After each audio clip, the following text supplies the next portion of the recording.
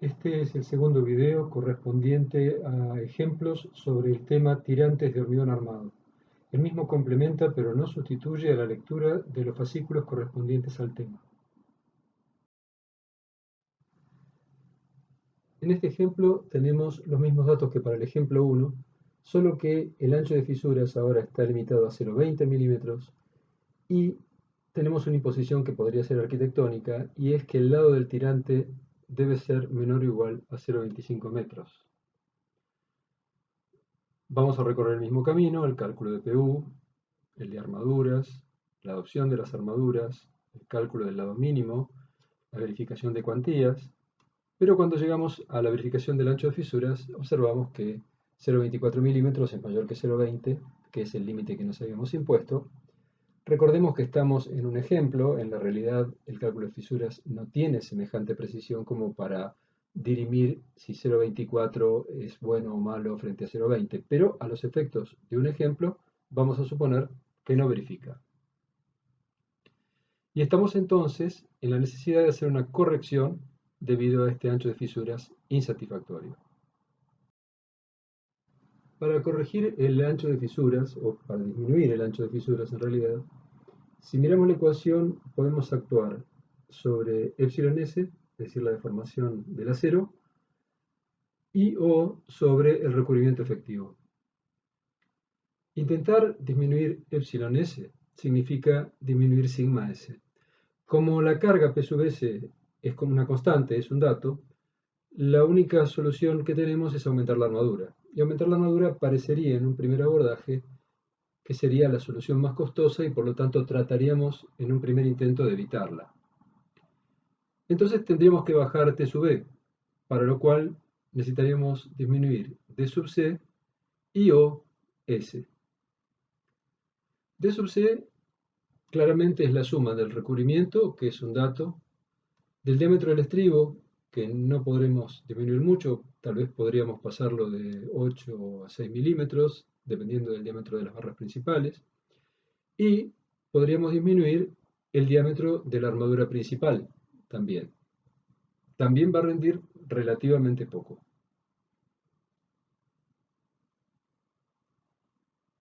S se puede bajar achicando la sección, pero claro, si se puede.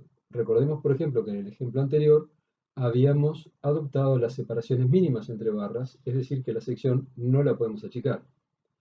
Parecería que la solución podría ir por el lado de aumentar el número de barras y disminuir su diámetro, pero también habría que ver si cabe, es decir, si no tenemos que modificar también la sección de hormigón.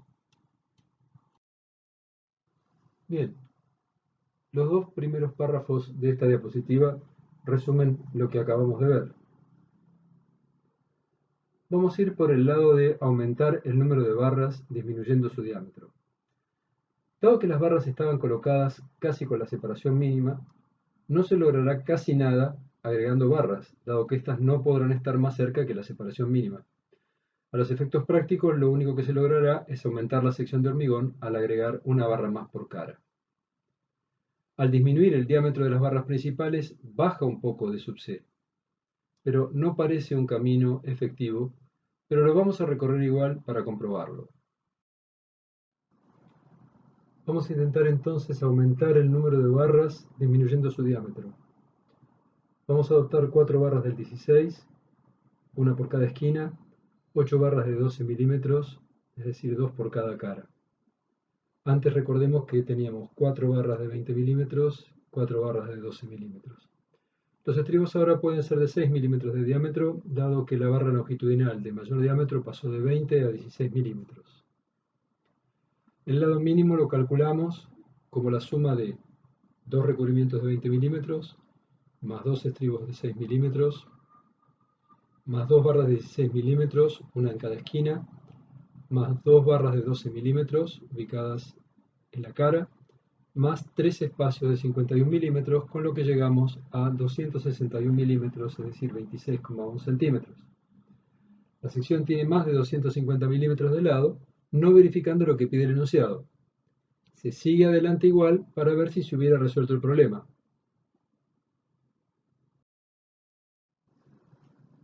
Como la armadura por casualidad es igual a la del ejemplo 1, epsilon s vale lo mismo que vimos en ese ejemplo.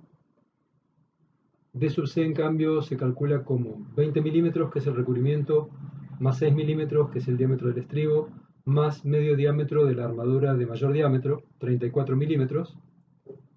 S se calcula a partir de tomar el ancho total del lado del tirante, que es 261 milímetros, restarle 2 recubrimientos, restarle 2 diámetros de estribos, restar 2 medias barras de esquina y dividir esa distancia en 3, con lo cual vamos a obtener la separación entre ejes. Con esa separación entre ejes y con D sub c calculamos el recubrimiento equivalente, llegamos a 37,6 milímetros, y podemos calcular el ancho máximo de fisuras, que ahora nos da 0,21 milímetros. Como dijimos, es absurdo hilar tan fino, pero estamos haciendo un ejemplo. 0,21 milímetros resulta mayor que 0,20 milímetros y tampoco hubiera verificado. El segundo camino es disminuir la tensión en la armadura aumentando su área. Como se ha visto en el intento anterior, el término TE es poco sensible a variaciones pequeñas de D sub C y S, por lo que se despejará ahora la tensión a la que tendría que trabajar la armadura para satisfacer W máximo o ancho de fisuras máximo. Sigma S es igual a epsilon S por E sub S. Despejando de la fórmula del ancho de fisuras, tenemos que el ancho de fisuras es 0,2 milímetros, el modo de elasticidad es 200.000 megapascales, dividido 4 por 41,5, que es nuestro recubrimiento equivalente. La tensión de la armadura debería ser 241 megapascales. Recordemos que la tensión con la que veníamos trabajando, el original, era 283 megapascales.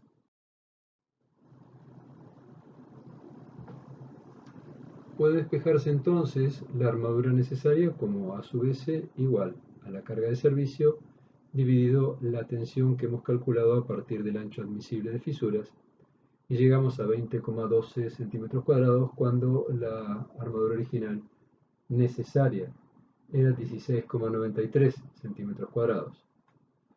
Se adoptan entonces 4 barras de 20 milímetros y 4 barras de 16 milímetros. Como han aumentado algunos diámetros, hay que verificar si todavía se siguen respetando las separaciones mínimas entre barras para la sección original. El lado mínimo por separación mínima se calcula como 2 veces el recubrimiento de 20 milímetros más 2 estribos de 8 milímetros más 2 barras de 20 milímetros que están en las esquinas más una barra de 16 milímetros que está en el centro de la cara más 2 espacios mínimos o separaciones mínimas de 51 milímetros. Eso da 214 milímetros y no verifica por 4 milímetros, lo cual también resulta un poco absurdo, pero estamos frente a un ejemplo, a un ejercicio, y vamos a ser rigurosos. Calculamos entonces la tensión a la armadura como el cociente entre la fuerza y su área, la deformación específica como el cociente entre la tensión y el modo de elasticidad, el recubrimiento a eje de barra, que es el recubrimiento físico, más el diámetro del estribo, más medio diámetro de la barra de mayor diámetro, la separación entre armaduras, según vimos anteriormente, el recubrimiento equivalente, T sub E, el ancho máximo de fisuras, que lo hemos calculado con 3 decimales simplemente para demostrar que es menor que 0,20, pero no tiene ningún sentido buscar tanta precisión en la expresión. Y finalmente decimos que la solución verifica. Pero, como hemos adoptado una armadura mayor que la estrictamente necesaria para la verificación a rotura, sabemos que tendremos una seguridad un poco mayor que la exigida por el reglamento. En el ejemplo 3 tendremos iguales datos que para el ejemplo 1. pero por razones arquitectónicas, la sección de hormigón no puede ser menor que 0,40 por 0,40. Con la armadura adoptada en el ejemplo 1, se verifica que la cuantía no sea menor que la mínima. Rho es 17,08, que es la armadura adoptada en el ejemplo 1, dividido 40 por 40, que es el área de hormigón. Se verifica que la cuantía es mayor que la mínima. Como en el ejemplo 1, vamos a calcular la carga de servicio como la suma de las cargas actuantes sin mayorar. La tensión en la armadura es el cociente entre la carga anterior y el área de armadura. Y la deformación específica es el cociente entre la tensión y el módulo de elasticidad del acero. Ahora, D sub C es igual a 20 milímetros, que es el recubrimiento, más 8 milímetros, que es el diámetro del estribo, más la mitad del diámetro de la barra de mayor diámetro, tenemos 38 milímetros. S se calcula ahora de la misma forma que vimos anteriormente, pero referido al ancho de 400 milímetros para la cara del tirante. T sub E entonces vale 55,5 milímetros. Cuando calculamos el ancho máximo de fisuras, vemos que es ligeramente mayor que el admisible y entonces tendremos que iniciar algún tipo de corrección. Como el tirante tiene una sección muy grande, puede intentarse aumentar el número de barras, de modo de disminuir su separación. Esto se logra disminuyendo el diámetro de alguna o algunas de las barras. Se adopta preliminarmente 4 barras de 16 milímetros, una por esquina, más 8 barras de 12 milímetros. Las barras de 16 milímetros, como acabamos de decir, se ubican en las esquinas y las de 12 milímetros en la mitad de las caras. Se adoptan preliminarmente estribos de 6 milímetros de diámetro y verificamos la separación mínima libre. De la forma que ya vimos, nos da 97,3 milímetros la separación real, que es mucho mayor que 51, que es la que vimos que aplica en este caso como separación mínima. Por lo tanto, verifica. Al disponer de mayor sección de hormigón, se ha hecho aquí lo que no se pudo hacer en el ejemplo anterior, aumentar el número de barras para disminuir su separación. Tenemos entonces la carga de servicio, la tensión en las armaduras, la deformación específica, D sub C, S, D sub E. Y llegamos a un ancho de fisuras de 0,25 milímetros, que es menor que 0,30, que era la exigencia que teníamos. Por lo tanto, verifica y pueden darse por buenas las armaduras y las dimensiones de hormigón. Pasamos ahora al ejemplo 4. Tenemos iguales datos que para el ejemplo 1, pero por razones arquitectónicas la sección de hormigón no puede ser menor que 60 por 60. Con la armadura adoptada en el ejemplo 1, se verifica que la cuantía no sea menor que la mínima. Calculamos la cuantía y da menor que la mínima, es decir, no verifica. Corresponde entonces adoptar la armadura correspondiente a cuantía mínima, es decir, A sub S es igual a sub S mínimo, igual a la cuantía mínima por el área de hormigón, que en este caso da 23,4 centímetros cuadrados. Cuando las cuantías son muy bajas y hay espacio dentro de la sección de hormigón, conviene recurrir a un número relativamente elevado de barras de pequeño diámetro, de modo de controlar mejor la fisuración. Es algo que ya se vio en el ejemplo anterior. Un criterio práctico podría ser no emplear barras separadas más de unos 20 centímetros. En este caso, el criterio anterior conducirá a unas 4 barras por cara, es decir, a 12 barras en total. Se adopta preliminarmente 12 barras de 16 milímetros, lo cual nos lleva a 24,12 centímetros cuadrados de sección, que es una diferencia en más 3,1% respecto a la estrictamente necesaria por razones de resistencia. Se adoptan preliminarmente también estribos de 6 milímetros de diámetro. El lado mínimo resulta entonces 2 recubrimientos de 20 milímetros, más 2 estribos de 6 milímetros, más 4 barras de 16 milímetros por cara, más 3 separaciones de 51 milímetros entre barras, con lo cual llegamos a 269 milímetros. Por lo tanto, verifica. Calculamos P sub S, sigma S, epsilon S, V sub C, S, lo vamos a calcular obviamente respecto al lado de 600 milímetros, porque lo que acabamos de verificar es que el lado mínimo sería 269 milímetros, pero nosotros estamos trabajando con 600 milímetros. T sub E, y finalmente el ancho máximo de fisuras, que da 0,25 milímetros y que verifica el requisito que teníamos en el enunciado.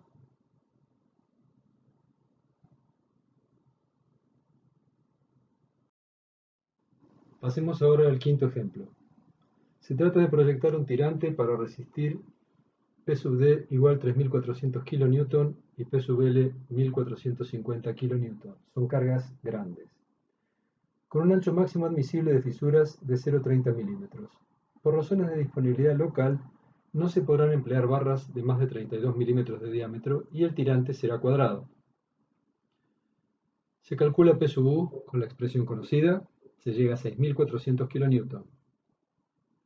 La armadura se calcula con la expresión ya conocida también,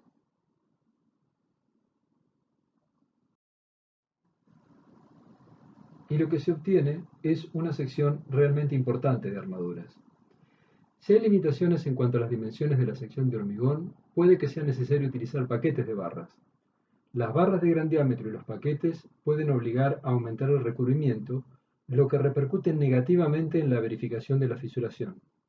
Los diámetros grandes y los paquetes, a su vez, aumentan los valores de D sub C, por lo que también repercuten negativamente en las verificaciones de fisuración. Debe recordarse que al emplear paquetes debe utilizarse su diámetro equivalente en los cálculos. Si bien no hay una regla escrita y única al respecto, suele ser conveniente proceder de forma diferente a la vista en otros ejemplos, cuando la armadura resultante es mayor que 10 veces el área de la barra más grande que se piense disponer. En este caso, el valor sería 10 por 8,04, 80,4 centímetros cuadrados. Como primera aproximación se sabe que se necesitarán al menos 20 barras de 32 milímetros de diámetro. Se llega así a 160,08 centímetros cuadrados de armadura, lo que aproxima el valor necesario con un 5% en defecto. Se podrían disponer una barra en cada esquina y 4 barras intermedias por cara. Al usar barras de 32 milímetros, el recubrimiento de estas barras debe ser de 32 milímetros, por lo que el recubrimiento del estribo, que ahora será de 8 milímetros, será de 32 menos 8 igual a 24 milímetros. Vamos a calcular ahora el lado mínimo por separación mínima. Tendremos 2 recubrimientos de 24 milímetros, más 2 estribos de 8 milímetros, más 6 barras de 32 milímetros, más 5 separaciones de 51 milímetros, con lo que estamos llegando a un lado mínimo de 511 milímetros. Nuevamente el lado mínimo adoptado será el máximo entre 16 centímetros y 52 centímetros, que obviamente es 52 centímetros. Hemos redondeado un poco para arriba el cálculo anterior. Como se está trabajando con barras de gran diámetro, se considera que esta cuantía, que es igual al 5,9%, es razonable. Disminuir la cuantía puede dar origen a problemas al momento de verificar la fisuración. Se verificará a continuación la condición de fisuración. Calculamos la carga de servicio como la suma de las dos cargas sin mayorar. Calculamos la tensión de servicio como el cociente entre la carga anterior y el área de armaduras adoptadas. Calculamos la deformación específica como el cociente entre la tensión de las armaduras y su módulo de elasticidad. Posteriormente calculamos D sub C como el recubrimiento más 8 milímetros de estribo más medio diámetro de barra y calculamos S tal como hemos visto en casos anteriores. Se toma la separación correspondiente al lado con menos barras por ser el que conduce a un mayor valor de S. Calculamos T sub E y finalmente calculamos el ancho de fisuras máximo que no verifica con el criterio requerido en el enunciado. Como el lado del tirante ya no puede disminuirse, habrá que bajar la tensión en la armadura. Dado que el ancho máximo de fisuras calculado es un 10% mayor que el admisible, habrá que bajar la tensión en las armaduras aproximadamente un 10%. Para lograrlo se pasará de 20 a 22 barras de 32 milímetros de diámetro. A su vez se resulta entonces, recalculamos la tensión, la deformación específica, D sub C, S, T sub E, y finalmente el ancho de fisuras, que ahora sí verifica. Nuevamente, se tendrá una resistencia mayor que la requerida. Ejemplo 6 consiste en calcular la sobrecarga P sub L que puede resistir un tirante que presenta las siguientes características. Es cuadrado, con lados de 21 centímetros. La armadura dispuesta consiste en 4 barras de 20 milímetros y 4 barras de 12 milímetros. Los estribos son de 8 milímetros y P sub D vale 340 kN. Y se establece un ancho máximo admisible de fisuras de 0.3 milímetros. Se trata entonces de un caso de verificación de un tirante existente. Lo primero que verificamos es la cuantía.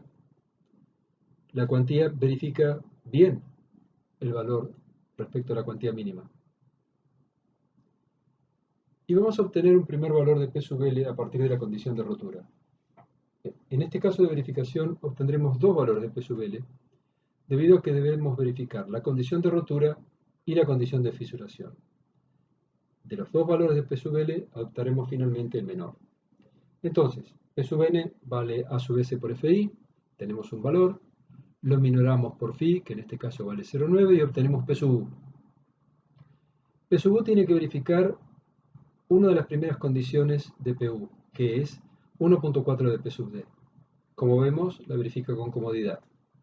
De la segunda condición de P sub U, es decir, 1.2 de P sub D más 1.6 de P sub L,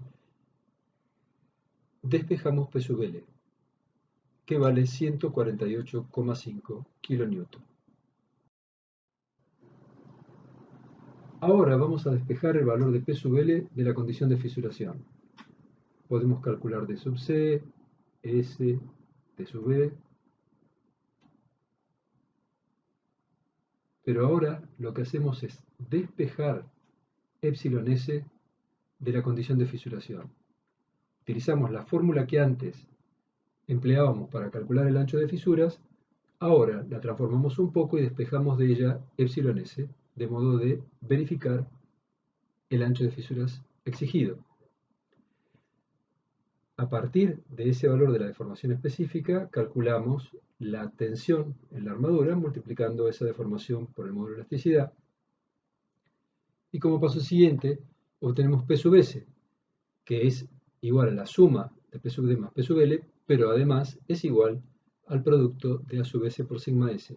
Por lo tanto, podremos despejar un segundo valor de P sub L, que en este caso vale 277,35 kN.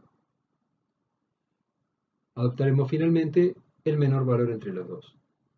Si miramos un poco, se trata del mismo tirante del ejemplo 1, para el cual P sub L valía 145 kN. La pequeña diferencia que hay entre los dos valores de P sub L radica en que hemos adoptado una armadura ligeramente superior a la armadura estrictamente calculada en aquel ejemplo 1.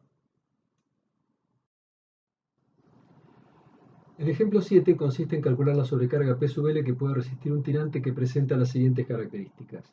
También es cuadrado, de 60 centímetros de lado, tiene 4 barras del 20 y 4 barras del 12, estribos de 8 milímetros También P sub D vale 340 kN y el ancho máximo admisible de fisuras también se establece en 0,30 milímetros. Cuando verificamos la cuantía, esta resulta menor que la mínima.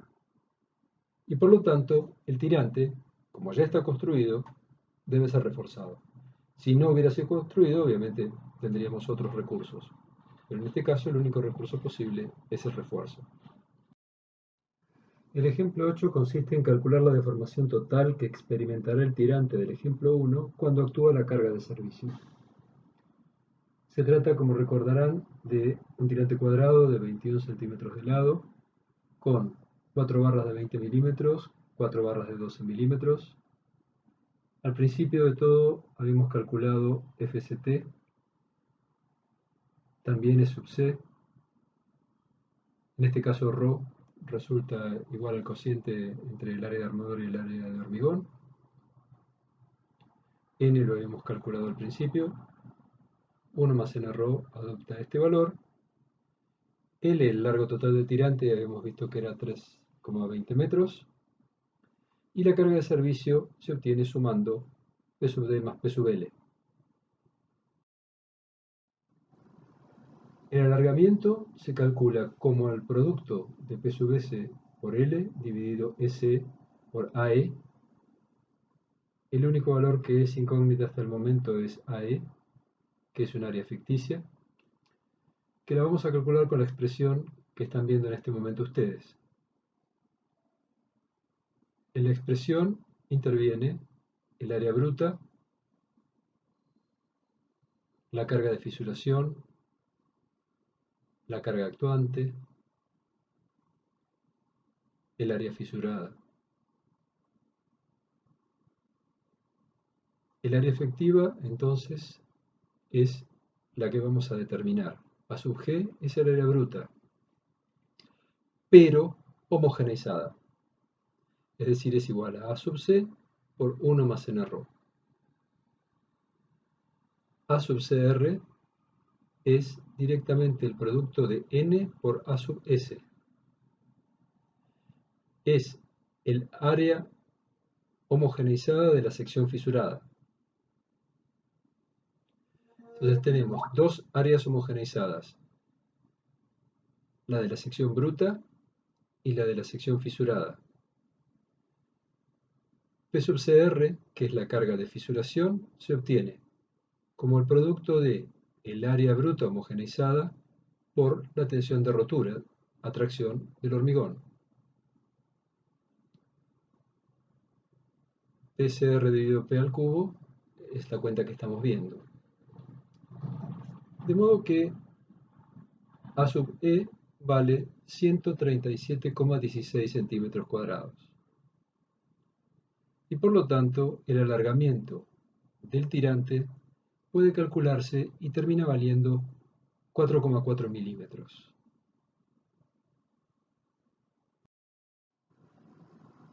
Pasemos ahora al ejemplo 9. Dice, después de haber cargado el tirante hasta la carga de servicio, el tirante se encuentra ahora cargado actualmente con 340 kN. Se desea saber cuánto se alargará cuando se le aplique una carga de 50 kN.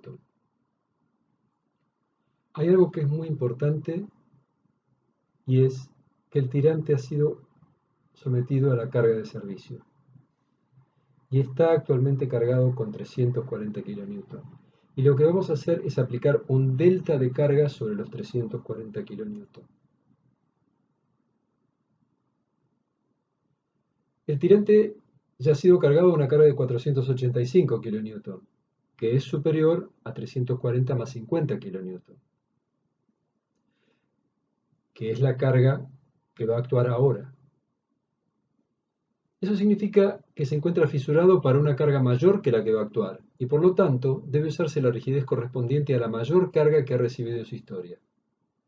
Es decir, el tirante está prefisurado, y por lo tanto su rigidez está disminuida hasta el valor de la mayor carga que ha actuado sobre el mismo.